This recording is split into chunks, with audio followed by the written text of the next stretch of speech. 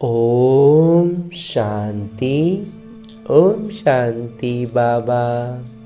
आज हम अध्ययन करने जा रहे हैं परम पिता परमात्मा के अनमोल मधुर महावाक्यों को।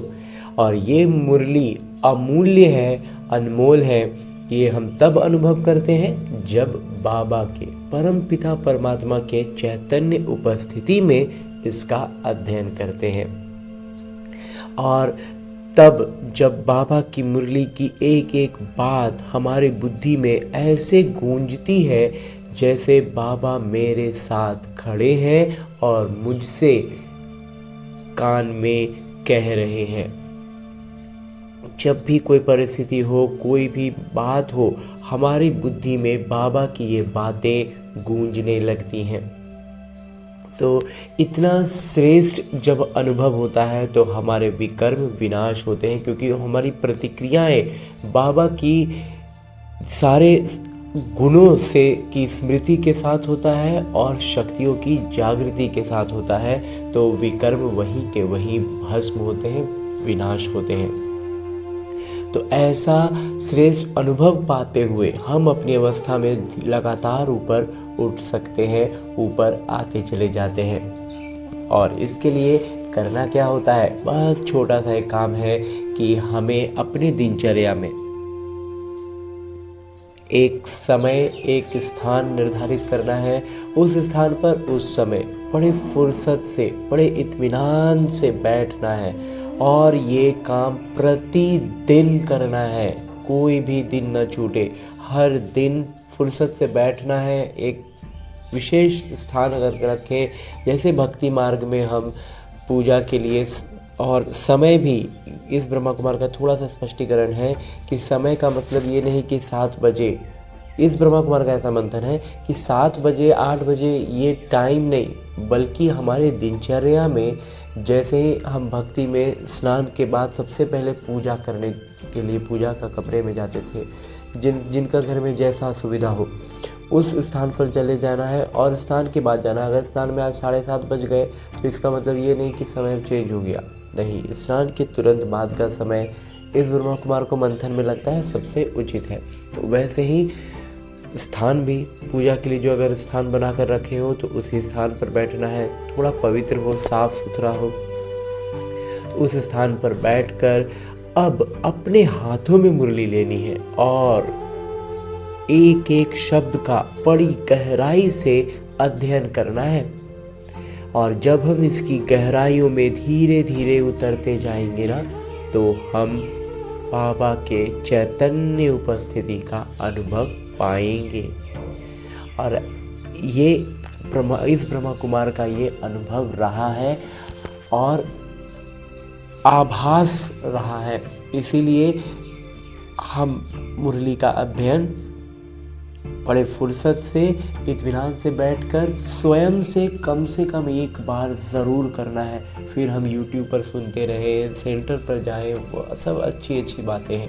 लेकिन जब हम फुर्सत से, इत्मीनान से अकेले बैठकर खुद से जब अध्ययन करते हैं ना, तो बाबा और मैं आमने सामने बैठ बातें कर रहे हैं, ऐसा अनुभव करते हैं। तो इसके लिए और एक छोटा विधि जो हमें आत्माभिमानी स्थिति में आने के लिए करनी चाहिए, वो ये कि जब हम फुर्सत में आकर बैठ गए, मुरली हाथों में लेकर शुरू करने जा रहे हैं, तो पहले अपने इस देहभान से अलग होने का भी अभ्यास करें और अपने सूक्ष्म शरीर के साथ, यानी अपने उसी मन के को लेकर जो इस रावण की दुनिया में बहुत भटक रहा है, उसको लेकर के। क्यों भटक रहा है? क्योंकि वो इसका स्थान है ही नहीं, ये रावण की दुनिया है। तो रावण की दुनिया हमारे मन के लिए है ही नहीं, इसीलिए वो अपनी दुनिया ढूंढने के लिए इतना भटक रहा है। बिल्कुल वैसे ही जैसे एक मछली पानी के बाहर आ जाए तो बहुत छटपटाती है, इसीलिए हमारा मन इतना भटकता है। तो इसे इसके सही गंतव्य तक लेकर चलते हैं। इस शुरुआत, चूँकि ये रास्ता भूल चुका है, तो इसे हम लेकर चलते हैं अपने साथ मधुबन की धरा पर, और उसमें भी खास पांडव भवन के उसी हिस्ट्री हॉल में जहाँ मेरे बाबा ने साकार तन का, यानी इस ब्रह्मा बाबा के तन का आधार लेकर ये मुरली चलाई थी। यूँ तो बाबा ने चलाई थी पहले, तभी आज हमें लिखित रूप में मिल रही है। लेकिन आज भी जब मैं आत्मा अपने आत्म अभिमानी स्थिति में स्थित होकर और स्थित होने के लिए, ये बहुत सरल अभ्यास है, इससे हम आत्माभिमानी स्थिति में स्थित होते हैं और तब बाबा की चैतन्य उपस्थिति का अनुभव पाते हैं। और उसकी अनुभूति का सबसे पहला पायदान ये होता है कि जैसे ही मैं आत्मा खुद को उस स्थान पर अनुभव करता हूँ, परमात्मा के सानिध्य में पहुँचता हूँ, तो मुझ आत्मा के सारे आत्मिक गुण, पवित्रता, शांति, प्रेम और सुख की भरपूरता का एहसास होता है। बाबा सम्मुख बैठे हैं, दृष्टि से मुझ आत्मा में ज्ञान, प्रकाश और शक्तियों का प्रवाह कर रहे हैं, ऐसा भी अनुभव पाते हैं, जिससे चारों ओर आनंद का एक आवरण बन जाता है। और उस आवरण में मैं और मेरे बाबा बड़े फुर्सत से बैठ बातें करते हैं। तभी तो मेरे बाबा अपने दिल की बातें इसी मुरली में निहित करके मुझसे कहते हैं, मीठे बच्चे, बाबा आए हैं तुम्हें बहुत रुचि से पढ़ाने, बहुत इंटरेस्ट लेके पढ़ा रहे हैं बाबा। तुम भी रुचि से पढ़ो, हमें भी रुचि लेकर के पढ़ना है। नशा रहे, हमको पढ़ाने वाले स्वयं भगवान हैं। स्वयं भगवान हमको इतना बैठ के, इतना फुर्सत से एक एक बात इतना रुचिकर तरीके से समझा रहे हैं, बतला रहे हैं, ज्ञान से ओतप्रोत कर रहे हैं। तो हमें भी इसका नशा रहना चाहिए ना कि भगवान से हमारी बात होती है, भगवान हमको पढ़ाते हैं। आगे प्रश्न रूप में मेरे बाबा कहते हैं कि तुम ब्रह्मा कुमार कुमारियों का उद्देश्य व शुद्ध भावना कौन सी है? उत्तर बतलाते हैं मेरे बाबा, तुम्हारा उद्देश्य है कल्प 5000 वर्ष पहले की तरह फिर से श्रीमत पर विश्व में सुख और शांति का राज्य स्थापन करना। तुम्हारी शुभ भावना, शुद्ध भावना है कि श्रीमत पर हम सारे विश्व की सद्गति करेंगे। तुम नशे से कहते हो हम सबको सद्गति देने वाले हैं। तुम्हें बाबा से पीस प्राइज मिलती है, हमें भगवान से शांति पुरस्कार मिलता है। नर्कवासी से स्वर्गवासी बनना ही पुरस्कार लेना है। अभी हम इस नर्क में रहने वाले हैं और हम यहाँ से उठकर स्वर्ग में रहने वाले बनेंगे, तो यही तो पुरस्कार है ना बाबा का। ओम शांति। छात्र जब पढ़ते हैं तो खुशी से पढ़ते हैं, शिक्षक भी बहुत खुशी से, रुचि से पढ़ाते हैं। रूहानी बच्चे ये जानते हैं कि बेहद के पिता जो शिक्षक भी हैं, हमको बहुत रुचि से पढ़ाते हैं। उस पढ़ाई में तो बाबा अलग अलग होते हैं, पिता अलग होते हैं, शिक्षक अलग होते हैं जो पढ़ाते हैं। तो लौकिक में क्या होता है, पिता अलग होते हैं और शिक्षक अलग होते हैं। कोई का पिता ही शिक्षक होता है जो पढ़ाते हैं, तो बहुत रुचि से पढ़ाते हैं, क्योंकि फिर भी ब्लड कनेक्शन होता है ना, बाबा कहते हैं। और कुछ का ऐसा होता है कि उसका पिता ही शिक्षक होते हैं, तो वो पढ़ाते हैं तो और रुचि से पढ़ाते हैं। क्यों? क्योंकि खून का रिश्ता होता है, उनको अपना ही अंश नजर आता है। तो बाबा कहते हैं अपना समझकर बहुत रुचि से पढ़ाते हैं। ये बाबा तुम्हें कितना रुचि से पढ़ाते होंगे। तो जब लौकिक पिता फिर भी उसमें बहुत कुछ बाहरी होता है, सिर्फ एक भावना होती है कि मेरा बच्चा है, तो उस भावना से पढ़ाते हैं। और बाबा का हम बच्चों में कितना भावना रहेगा, इसलिए बाबा कितना रुचि से पढ़ाते होंगे। तो बच्चों को भी कितना रुचि से पढ़ाना चाहिए, तो हम बच्चों का भी फर्ज क्या है, उतना ही रुचि से पढ़ाना। डायरेक्ट पिता, एकदम सीधा परम पिता परमात्मा पढ़ाते हैं, और ये एक ही बार आकर पढ़ाते हैं। तो बच्चों को रुचि बहुत चाहिए, तो हम बच्चों को भी बहुत इंटरेस्ट लेके पढ़ना है। बाबा भगवान हमको पढ़ाते हैं और हर बात अच्छी रीति समझाते रहते हैं। कोई बच्चों को पढ़ते पढ़ते विचार आते हैं, ये क्या है? ड्रामा में ये आवागमन का चक्र है। बाबा कहते हैं ये आवागमन का चक्र ऐसा बना हुआ है, परंतु ये नाटक रचा ही क्यों? इससे क्या फायदा? बस सिर्फ ऐसे ही चक्र लगाते रहेंगे, इससे तो छूट जाए तो अच्छा है। जब देखते हैं ये तो 84 का चक्र लगाते ही रहना है, तो ऐसे ऐसे ख्यालात आते हैं। जब थोड़ा बहुत कल्प का ज्ञान स्पष्ट समझ में आता है तो लगता है कि फिर ऐसे ही बार बार ऊपर जाएंगे नीचे आएंगे, ऊपर जाएंगे नीचे आएंगे, ऐसे चक्र लगाते रहेंगे, तो इससे जो निकल जाए तो ज़्यादा अच्छा है। बाबा कहते हैं सब सब भावना आएगा, ख्यालात आते हैं। भगवान ने ऐसा खेल क्यों रचा है जो आवागमन के चक्र से छूट ही नहीं सकते, इससे तो मोक्ष मिल जाए। ऐसे ऐसे ख्यालात कई बच्चों को आते हैं, इस आवागमन से दुख सुख से छूट जाए। बाबा कहते हैं ये कभी हो नहीं सकता। मोक्ष पाने के लिए कोशिश करना ही व्यर्थ हो जाता है। बाबा ने समझाया है एक भी आत्मा किरदार से छूट नहीं सकती। आत्मा में अविनाशी किरदार भरा है, वो है ही अनादि अविनाशी, बिल्कुल एक्यूरेट एक्टर्स हैं। एकदम सभी कलाकार एकदम बहुत अपने सटीक किरदार में, एक भी कम ज़्यादा नहीं हो सकते। तुम बच्चों को सारा ज्ञान है, इस ड्रामा के किरदार से कोई छूट नहीं सकता, ना कोई मोक्ष पा सकता है। सब धर्म वालों को नंबरवार आना ही है। बाबा समझाते हैं ये बना बनाया अविनाशी ड्रामा है। तुम भी कहते हो बाबा जब जान गए कैसे हम 84 का चक्र लगाते हैं। ये भी समझते हो पहले पहले जो आते होंगे वो 84 जन्म लेते होंगे, पीछे आने वाले के जरूर कम जन्म होंगे। तो यहाँ तो पुरुषार्थ करने का है, तो जितना पुरुषार्थ करेंगे और जितना ज़्यादा शुरुआत में आएंगे ना, उतना ज़्यादा सुखों का भी अनुभव कर पाएंगे। जो बीच में आएंगे, द्वापर से ही आना शुरू करेंगे, वो क्या होंगे, उन्होंने वो उस स्तर का सुख देखा ही नहीं, तो वो एक तरह से दुख का ही उनका किरदार चलता है। तो इसलिए बाबा कहते हैं कि पुरानी दुनिया से नई दुनिया जरूर बननी है। बाबा हर एक बात बार बार समझाते रहते हैं, क्योंकि नए नए बच्चे आते रहते हैं, उनको आगे की पढ़ाई कौन पढ़ाए। तो बाबा नए नए को देख फिर पुरानी बिंदुएं ही रिपीट करते हैं। बाबा जब देखते हैं कि बहुत से नए बच्चे आज जुड़ रहे हैं, तो फिर पुरानी पॉइंट्स को ही रिपीट करते हैं। पढ़ाना तो बाबा को सबको है ना।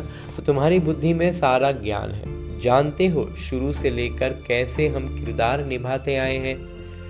तुम यथार्थ रीति जानते हो कैसे नंबरवार आते हैं, कितने जन्म लेते हैं। इस समय ही बाबा आकर ज्ञान की बातें सुनाते हैं। सतयुग में तो है ही प्रारब्ध, ये इस समय तुमको ही समझाया जाता है। गीता में भी शुरू में फिर पिछाड़ी में ये बात आती है, मन मना भव। पढ़ाया जाता है स्टेटस पाने के लिए। बाबा कहते हैं लौकिक रीति की पढ़ाई क्या होती है, रुतबा के लिए होता है। तुम राजा रानी बनने के लिए अब पुरुषार्थ करते हो, और हमारा भी क्या है, तो एक तरह से बाबा अलौकिक ज्ञान हमें अलौकिक रुतबा देने के लिए ही पढ़ा रहे हैं ना।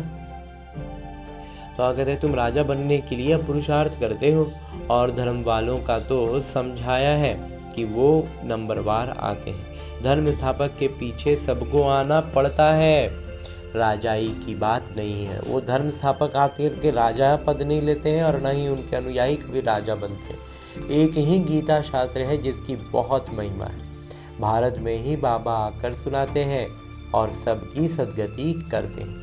वो धर्म स्थापक जो आते हैं वो जब मर जाते हैं तो बड़े बड़े तीर्थ बना देते हैं। वास्तव में सबका तीर्थ ये भारत ही है, जहाँ बेहद के पिता आते हैं। वास्तव में जहाँ परम पिता परमात्मा आए हैं, वो ना हुआ वास्तविक अर्थों में तीर्थ। इसलिए वह कहते हैं भारत ही है। बाबा ने भारत में ही आकर सर्व की सदगति की है। बाबा कहते हैं मुझे मुक्तिदाता पथ प्रदर्शक कहते हो ना, तो वो परमात्मा है और अभी यहाँ इस भारत की भूमि पर अवतरित हुए हैं। इसलिए हम जब भी जहाँ भी बाबा को सच्चे मन से याद करते हैं ना, बाबा वहाँ हमारे लिए आ जाते हैं। तो भारत में वो कहीं पर भी हैं, तो इसलिए भारत को बाबा कहते हैं तीर्थ स्थान है। हम तुमको इस पुरानी दुनिया, दुख की दुनिया से मुक्त कर शांति धाम, सुख धाम में ले जाते हैं। बच्चे जानते हैं बाबा हमें शांति धाम, सुख धाम ले जाएंगे। बाकी सब शांति धाम जाएंगे। बाबा हमें शांति धाम ले जाके फिर सुख धाम ले जाएंगे, और लेकिन बाकी सब शांति धाम में ही रुकेंगे। दुख से बाबा आकर मुक्त करते हैं। उनका जन्म मरण तो है नहीं, तो परमात्मा का जन्म मरण नहीं है। बाबा आए फिर चले जाएंगे। उनके लिए ऐसे थोड़ी ही कहेंगे कि मर गए, जैसे शिवानंद के लिए कहेंगे शरीर छोड़ दिया। फिर क्रियाकर्म करते हैं। ये बाबा चले जाएंगे तो इनका क्रियाकर्म सेरेमनी आदि कुछ भी नहीं करना होता। उनके तो आने की भी नहीं पड़ता। उनको तो बाबा कहते हैं आना भी नहीं पड़ता है। क्रियाकर्म आदि की तो बात ही नहीं है। और सब मनुष्य का क्रियाकर्म करते हैं।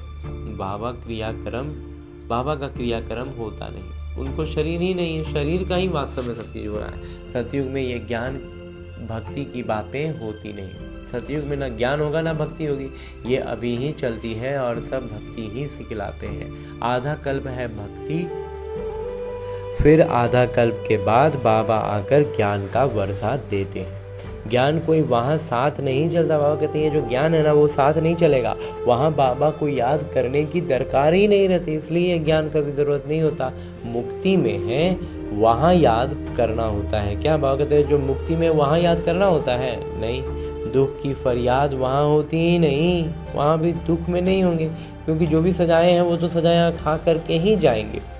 तो इसलिए पद नहीं मिलेगा और मुक्तिधाम में पड़े रहेंगे, लेकिन पुकारेंगे नहीं, फरियाद नहीं होगी। भक्ति भी पहले अव्यभिचारी फिर व्यभिचारी। पहले सिर्फ एक शिव बाबा की पूजा शुरू हुई, फिर धीरे धीरे सबकी करने लगे। इस समय तो अति व्यभिचारी भक्ति है। इसको रौरव नर्क कहा जाता है। एकदम तीखे में तीखा नर्क है। फिर बाबा आकर तीखा स्वर्ग बनाते हैं। इस समय है 100% दुख, फिर 100% सुख शांति होगी। आत्मा जाकर अपने घर विश्राम पाएगी। समझाने में बड़ा सहज है। बाबा कहते हैं मैं आता ही तब हूँ जब नई दुनिया की स्थापना कर पुरानी का विनाश करना होता है। इतना कार्य सिर्फ एक तो नहीं करेंगे, खिदमतगार बहुत चाहिए। इस समय तुम बाबा के खिदमतगार बच्चे बने हो। भारत की खास सच्ची सेवा करते हो। सच्चे पिता सच्ची सेवा सिखलाते हैं। अपना भी, भारत का भी और विश्व का भी कल्याण करते हो। तो कितना रुचि से करना चाहिए। बाबा कितनी रुचि से सर्व की सद्गति करते हैं। अभी भी सर्व की सद्गति होनी है जरूर। ये है शुद्ध अहंकार, शुद्ध भावना। बाबा कहते हैं सबका सद्गति होगा ही। बाबा कहते हैं ये क्या है? शुद्ध अहंकार है। तुम सच्ची सच्ची सेवा करते हो, परंतु गुप्त। आत्मा करती है शरीर द्वारा। तुमसे बहुत पूछते हैं बीके का उद्देश्य क्या है? बोलो बीके का। ब्रह्मा कुमार कुमारियों का उद्देश्य है विश्व में सतयुगी सुख शांति का स्वराज्य स्थापन करना। हम हर 5000 वर्ष बाद श्रीमत पर विश्व में शांति स्थापन कर विश्व शांति का पुरस्कार लेते हैं। जो शांति स्थापन करते हैं उसका पुरस्कार मिलता है, हमें वहाँ रहने मिलता है। यथा राजा रानी तथा प्रजा पुरस्कार लेते हैं। बाबा कहते हैं जो राजा रानी वैसा ही प्रजा भी होता है, और दोनों पुरस्कार के हकदार होते हैं। नरकवासी से स्वर्गवासी बनना कम प्राइज है क्या? बाबा कहते हैं अपने आप में बहुत बड़ा पुरस्कार है। वो 20 प्राइज लेकर खुश होते रहते हैं, मिलता कुछ भी नहीं है, बस खुश है कि हमको 20 पुरस्कार मिला। वास्तव में 20 पुरस्कार का मतलब क्या कि उस 20 में हम रहें। तो सच्ची सच्ची प्राइज तो अभी हम बाबा से ले रहे हैं, विश्व के बादशाही की। कहते हैं ना भारत हमारा ऊंचा देश है। कितनी महिमा करते हैं। सब समझते हैं हम भारत के मालिक हैं, परंतु मालिक हैं कहाँ? बाबा कहते हैं मालिक खुद को कह देते तो खाली मालिक थोड़ी हो जाएंगे। अभी तुम बच्चे बाबा की श्रीमत से स्वराज्य स्थापन करते हो। हथियार पवार तो कुछ नहीं है। बाबा कहते हैं यहाँ कोई भी औजार हथियार ये सब का तो जरूरत नहीं है। हिंसा की तो बात ही नहीं है। दैवी गुण धारण करते हैं, इसलिए तुम्हारा ही गायन पूजन है। बाबा कहते हैं हमारा दैवी गुण के कारण सारा गायन और पूजन है। अम्बा को की देखो कितनी पूजा होती है, परंतु अम्बा कौन है? ब्राह्मण है वह देवता, ये भी पता नहीं। अम्बा, काली, दुर्गा, सरस्वती आदि ऐसे बहुत नाम हैं। यहाँ भी नीचे अम्बा का छोटा सा मंदिर है। अम्बा को बहुत भुजाएं दे देते हैं। ऐसे तो है नहीं, बाबा कहते हैं इतना भुजा अम्बा का थोड़ी है। इसको कहा जाता है ब्लाइंड फेथ, ये अंधा विश्वास है ना। क्राइस्ट, बुद्ध आदि आए, उन्होंने अपना अपना धर्म स्थापन किया, तिथि तारीख सब बताते हैं। वहाँ ब्लाइंड फेथ की तो बात ही नहीं, वहाँ पर अंधविश्वास का कोई काम नहीं होता है। यहाँ भारतवासियों को कुछ पता नहीं है, लेकिन अभी हमारी अवस्था बिल्कुल अज्ञानियों वाली है। हमारा मतलब जब तक हम बाबा का से जो परिचित नहीं हुए हैं, बाबा का परिचय नहीं पाया, वो पूर्ण रूप से अज्ञानी है, तो उनको कुछ भी पता नहीं है। इसलिए बाबा कहते हैं भारतवासियों को कुछ भी पता नहीं है हमारा धर्म कब और किसने स्थापन किया। इसलिए कहा जाता है ब्लाइंड फेथ। और चूंकि पता नहीं है लेकिन विश्वास कर रहे हैं तो अंधा विश्वास ही कहलाएगा ना। अभी तुम पुजारी हो फिर पूज्य बनते हो, तुम्हारी आत्मा भी पूज्य तो शरीर भी पूज्य बनता है। और उस समय हमारी आत्मा के साथ साथ शरीर भी पूज्य होता है। तुम्हारी आत्मा की भी पूजा होती है, फिर देवता बनते हो तो भी पूजा होती है। बाबा कहते हैं अभी हमारा आत्मा का स्थिति इतना ऊपर होना चाहिए कि वो देवताई गुणों से युक्त हो जाए, तो बाबा कहते हैं फिर देवता बन जाते हो और फिर भी और तब पूजा होती है। बाबा तो है ही निराकार, वो सदैव पूज्य हैं, वो कभी पुजारी नहीं बनते हैं। तुम बच्चों के लिए कहा जाता है आप ही पूज्य आप ही पुजारी। बाबा तो एवर प्योर हैं, यहाँ आकर बाबा सच्ची सेवा करते हैं, सबको सदगति देते हैं। बाबा कहते हैं अब मामेकम याद करो, नहीं कर दूसरे कोई देहधारी को याद नहीं करना। बाबा कहते हैं मामेकम याद करो का मतलब खुद को आत्मा समझकर बाबा की याद में रहना। और इसके अलावा बाबा कहते हैं किसी भी दूसरे कोई भी देहधारी को याद नहीं करना। यहाँ तो बड़े बड़े लखपति करोड़पति जाकर अल्लाह अल्लाह करते हैं, कितनी अंधश्रद्धा है। बाबा ने तुमको हम सो का अर्थ भी समझाया है, वो तो कह देते शिवो हम, आत्मा सो परमात्मा।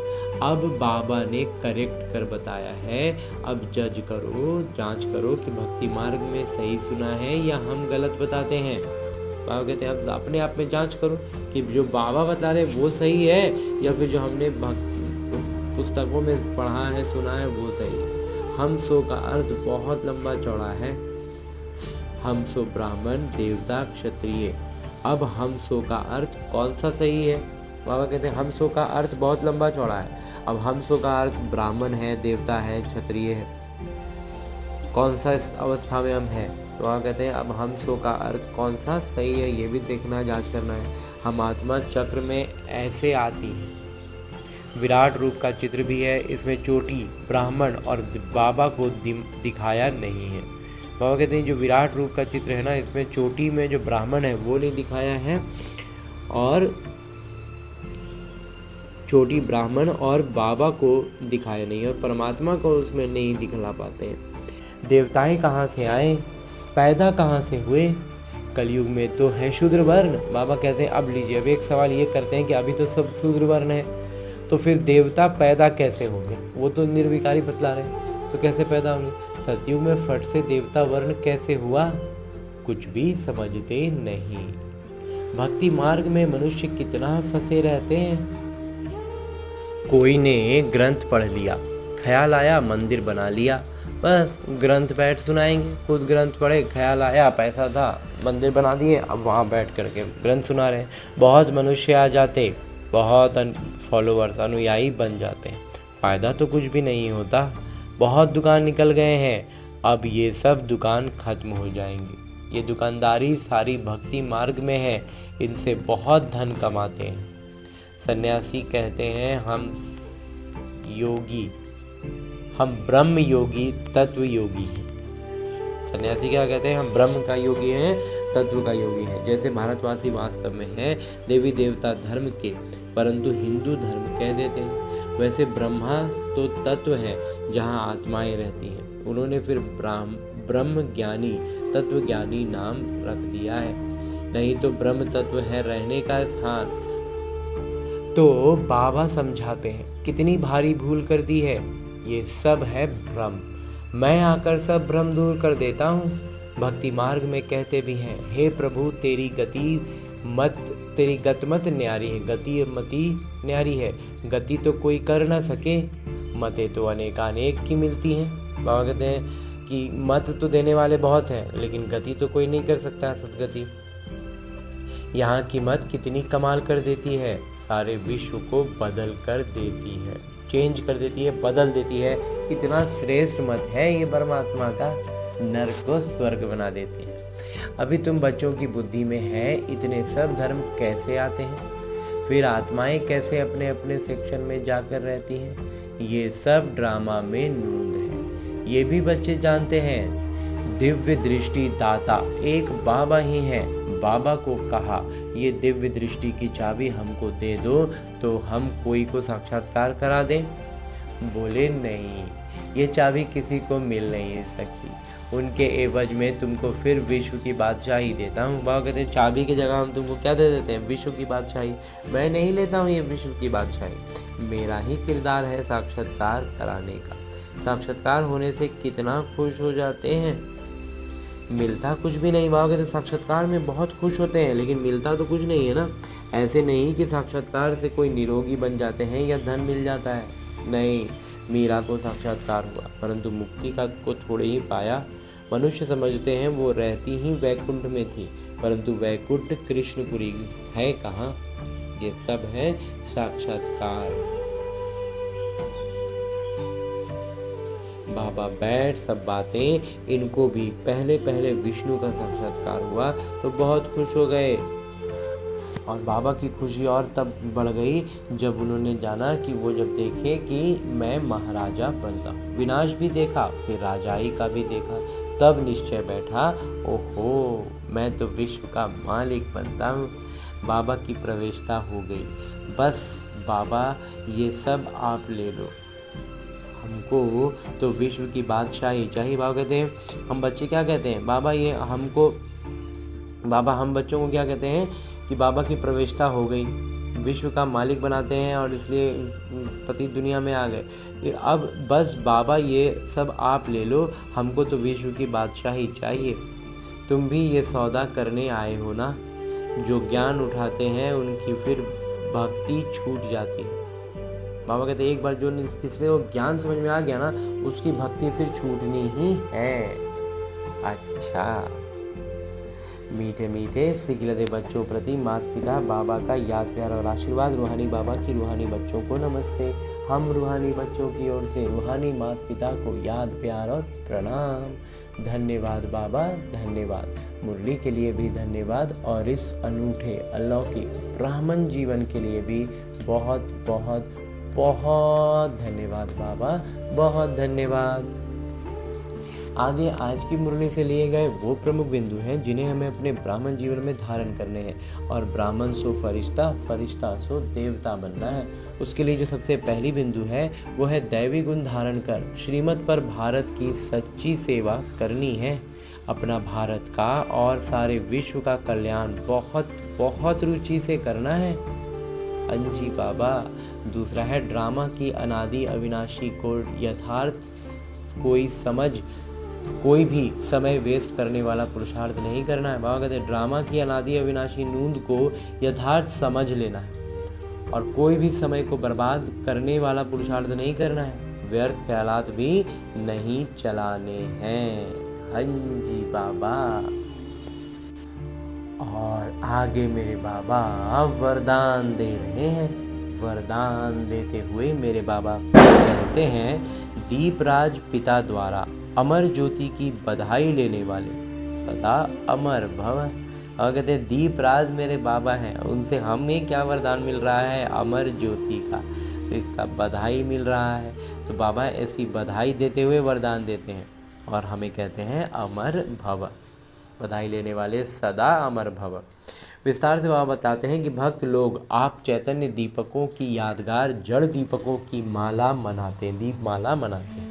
आप जगे हुए चैतन्य दीपक बालक बन दीपकों के मस्तक से मंगल मिलन मनाते हो। माता पिता आप बच्चों के मस्तक में जगा हुआ दीपक देख रहे हैं। आप अविनाशी अमर ज्योति स्वरूप बच्चे दीपराज बाबा द्वारा बधाइयाँ लेते सदा अमर भव का वरदान प्राप्त कर रहे हो। वहाँ कहते जितना वरदान मिल रहा है ना, ये सीधे हमें अमर बना रहा है। ये दीपराज बाबा और दीप रानियों के मिलन का ही यादगार दीपावली है। बाबा कह रहे हैं दीपराज बाबा का और हम दीप रानियों का मिलन ही ये दीपावली है। हाँ जी बाबा। और आगे स्लोगन है, मुरली का उपदेश है, आप और बाप दोनों ऐसा कंबाइन रहो जो तीसरा कोई अलग कर ना सके। बाबा कहते इस तरह से जुड़ जाना है ना हमें बाबा से कि फिर और कोई हमें अलग ही कर ना सके। आगे अभी तक हमने परमपिता परमात्मा से उनके चैतन्य उपस्थिति में उनकी अनुभव के साथ उनके सानिध्य में रहकर इस साकार मुरली का अध्ययन किया। इसका अनुभव, चैतन्य उपस्थिति का अनुभव के साथ अध्ययन करने का प्रयास किया। अब मेरे बाबा इसी चैतन्य उपस्थिति में स्थित रहकर एक इशारा भी देते हैं कि स्वयं और सर्व के प्रति मनसा द्वारा योग की शक्तियों का प्रयोग करो। योग की जो शक्तियाँ, योग का मतलब बाबा कहते हैं याद, तो बाबा की याद में रहेंगे तो हमारी सारी आत्मिक शक्तियाँ जागृत होती जाएंगी। तो बाबा कहते हैं उन सारी शक्तियों की जागृति के साथ उनका अपने स्वयं के प्रति भी और दूसरों के प्रति भी इसको इस्तेमाल करना है, प्रयोग करना है। और ऐसा करने के लिए बाबा हर दिन हमें अलग अलग इशारे और अलग अलग युक्तियाँ दे रहे हैं, जिसमें अलग अलग आयामों से बाबा हमें इसकी स्पष्टता देते हुए आज के लिए जो इशारा दिया है वो है वर्तमान समय के प्रमाण सर्व आत्माएं प्रत्यक्ष फल अर्थात प्रैक्टिकल प्रूफ देखना चाहती हैं तो तन मन कर्म और संपर्क संबंध में साइलेंस की शक्ति का प्रयोग करो। साइलेंस की शक्ति का प्रयोग करके देखो। तो शांति की शक्ति से आपका संकल्प वायरलेस से भी तेज किसी भी आत्मा प्रति पहुंच सकता है। हमारा मन में जो भावना है ना वो दूसरी आत्मा तक ना आज का मोबाइल फ़ोन का जो कॉल जाता है ना उससे जल्दी पहुंचेगा। हमारी मन की संकल्प भावना तेज आत्मा प्रति पहुंच सकता है। इस शक्ति का विशेष यंत्र है शुभ संकल्प, और इसमें सबसे तेजी से कौन सा संकल्प जाएगा? शुभ संकल्प। कहते मरने से भी तेज आत्मा प्रति पहुंच सकता है। इस शक्ति का विशेष यंत्र है शुभ संकल्प। इस संकल्प के यंत्र द्वारा जो चाहे वो सिद्धि स्वरूप में देख सकते हो। बाबा कहते हैं हमारी स्थिति इतनी श्रेष्ठ हो जानी चाहिए ना कि हम जो भी संकल्प करें वो यथार्थ रीति हमें प्रैक्टिकल जीवन में दिखाई दे सकती है। हाँ जी बाबा, वो सिद्ध होगा, तभी बाबा कहते हैं सिद्धि स्वरूप में देख सकते हो। वो सिद्ध हो जाएगा, वो प्रत्यक्ष हो जाएगा जो भी संकल्प करेंगे। और संकल्प में हमारी शक्ति तीव्रता इतनी है कि क्षण भर में बाबा कहते हैं शांति की शक्ति से आपका संकल्प वायरलेस से भी तेज किसी भी आत्मा प्रति पहुंच सकता है। इस शक्ति का विशेष यंत्र है शुभ संकल्प। इस संकल्प के यंत्र द्वारा जो चाहे वो सिद्धि स्वरूप में देख सकते हो। जी बाबा। और अब हमने परमपिता परमात्मा का इतना श्रेष्ठ ज्ञान मुरली को उनकी चैतन्य उपस्थिति में अध्ययन किया, उनसे वरदान प्राप्त किया। इशारे अव्यक्त रूप में स्थित होकर बाबा ने जो इशारा दिया उसे भी जान लिया। अब हमें करना क्या है? हमें अपने इस लक्ष्य को याद रखना है कि हमें लक्ष्मी नारायण बनना है, विश्व महाराजा बनना है। तो करना क्या है? इन सारी ज्ञान की बातों को वास्तविक जीवन में अपनाना है। और ये वास्तविक जीवन भी कहना एक तरह से गलत होगा, क्योंकि ये जो मेरा लौकिक जीवन है ये बस और बस मेरे अभ्यास के लिए है। उसका एक अभ्यास पुस्तिका है जिसमें आने वाली हर परिस्थिति मेरे लिए एक प्रश्न है, और उस प्रश्न का मैं कितना आत्माभिमानी स्थिति में रहकर उत्तर देता हूँ, उस पर अपनी प्रतिक्रिया देता हूँ, वही निर्धारित कर रहा है कि मैं अपने लक्ष्य के कितने करीब पहुँच रहा हूँ।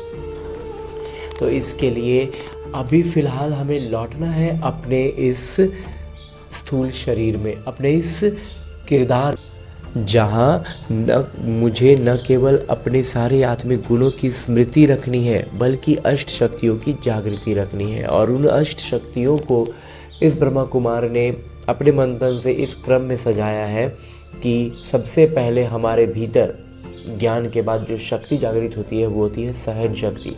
जब हम ज्ञान की महीन बातों को नहीं समझ पाते हैं, कुछ स्पष्ट नहीं हो पाता है, या जहाँ पर भी जिस भी परिस्थिति में हम स्पष्टता में थोड़ा भी उलझते हैं तो अगर लेकिन निश्चय पूरा होता है तो हम सहन शक्ति की जागृति के साथ हर परिस्थिति को पार कर पाते हैं। उसके बाद जो जागृत होती है वो होती है परखने की शक्ति और उसी के साथ साथ निर्णय करने की शक्ति। अब निर्णय क्या करना है? निर्णय करने के लिए हमारे पास 5 शक्तियां हैं कि हमें इन 5 में से कौन सी शक्ति का इस्तेमाल करना है। तो इसमें सबसे पहला इस ब्रह्मा कुमार को लगता है कि है समेटने की शक्ति। समेटने की शक्ति का अर्थ है, इस ब्रह्मा कुमार का मंथन रहा है कि सबसे पहले जो आती है वो है समेटने की शक्ति। समेटना क्या है? अपने उन पुराने संस्कारों को जो रावण के प्रभाव में बने हैं। दूसरा है समाने की शक्ति।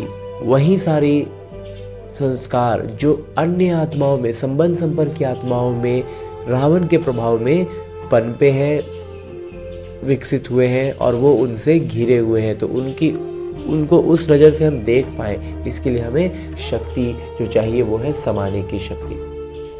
तो उनके रावण के प्रभाव में बने संस्कारों को समाने की शक्ति।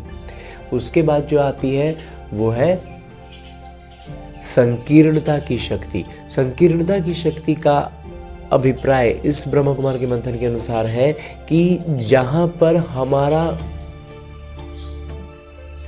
हस्तक्षेप का या फिर हमारे इन्वॉल्व होने का, हमारे उससे जुड़ने का कोई अर्थ नहीं है, हमारे लिए वो व्यर्थ है, तो वैसे में अपने आप को उसमें जोड़कर हम खामोखा में कहीं उलझ ना रहे हो, इसके लिए भी, इसका स्पष्टीकरण के लिए भी हमें शक्ति चाहिए कि जहाँ ज़रूरत, मतलब संकीर्णता के साथ, मतलब जिसको कहते हैं कि आराम से हम निकल सकते हैं और हम झूठ मूठ में फंस रहे हैं, वो काम ना करके, तो इसके लिए भी शक्ति चाहिए। तो वही है संकीर्णता की शक्ति। उसके बाद जो है वो है सामना करने की शक्ति। तो ये भी हमें परखना होगा ना कि हम यहाँ से एकदम, मतलब बिना किसी जुड़ाव के एकदम सीधे निकल सकते हैं या फिर हम निकल नहीं सकते, तो हमें उसका सामना करना ही है। तो हम उस परिस्थिति का, उन बातों का अच्छे से सामना कर पाए, उसके लिए भी हमें जो शक्ति चाहिए वही है सामना करने की शक्ति। और उसके बाद जो एक शक्ति है उसका नाम है सहयोग की शक्ति।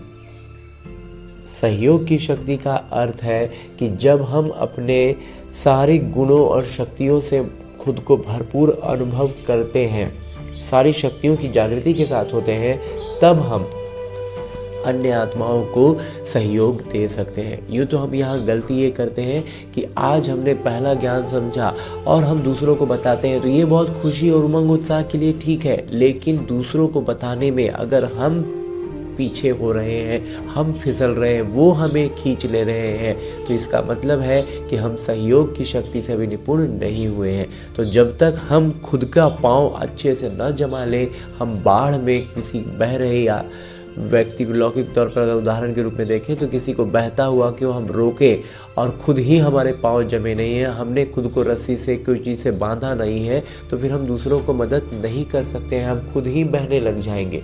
तो इसलिए हमें इस बात का स्मृति रखनी है, इस शक्ति को भी समझना है। तो इस तरह की अष्ट शक्तियों की जागृति के साथ सारे सातों आत्मिक गुणों को स्मृति में रखते हुए सारी प्रतिक्रियाएं हमारे इसी अनुसार हो, ऐसा अभ्यास करने के लिए लौटते हैं अपने इस किरदार में, अपने इस स्थूल शरीर में। अच्छा, ओम शांति।